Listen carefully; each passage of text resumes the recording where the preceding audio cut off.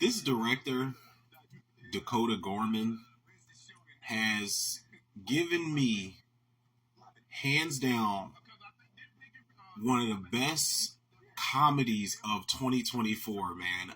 Completely unintentional.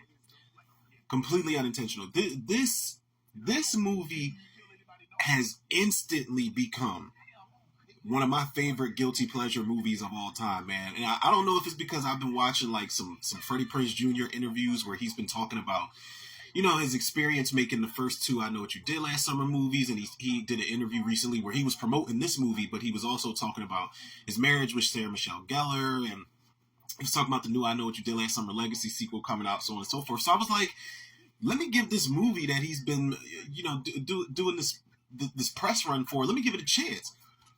And god damn it, man, I don't regret it one bit. Now, is this a great movie? No, it's not. But is it so good seeing Freddie Prinze Jr. back on screen? I don't really know what else he's been in recently, but Freddie Prinze Jr. obviously was one of the it guys back in the 90s and the 2000s, man. So to see him back on screen, but this is I'm telling y'all, man, this is Freddie Prinze Jr.'s finest hour as far as performances go, man. I promise y'all, this is one of the funniest movies I've seen all year. This is the best unintentional comedy of 2024, next to Divorce in the Black. I think Divorce in the Black is a hell of a lot funnier than this movie, unintentionally, but this shit had me rolling, man. This is Freddie Prinze Jr. basically like, he's like a mixture of Shia LaBeouf in Eagle Eye, Denzel Washington in The Manchurian Candidate. He's kind of like just on edge, like what the fuck is going on? He's like he's even like Tim Robbins in Jacob's Ladder at some point, where he doesn't know what's going on. He thinks he's hearing things and maybe hallucinating at some point. This movie is off the fucking rails, hilarious, man. Basically, I don't want to spoil anything, because if you do want to watch this movie, there are some twists and turns and reveals throughout the course of the movie, and especially towards the end, that I'm not going to spoil. But basically, you have, this not necessarily a perfect husband, father, but Freddie Prinze Jr. is just a husband and a father who's having an affair, and girl that he's having an affair with ends up dead. So he's spending his entire birthday day and night with all these people at his house, trying to make sure nobody discovers this dead body that he's got hidden in his house, in like a towel bin or something like that, in his backyard. And I promise y'all, man, the lengths that he goes to, just expression wise, to not get caught in this movie are fucking like side split and funny to me, man. Like, he goes downstairs before he finds out he's having a surprise party, and his wife, he's just like why are you down here whispering? Who's that in the yard? There's a drone flying over our shit. Like, he's looking up at the little drone flying over. He looks like Ray Liotta when he was driving in Goodfellas and that helicopter just kept flying past him. This shit's hilarious, man.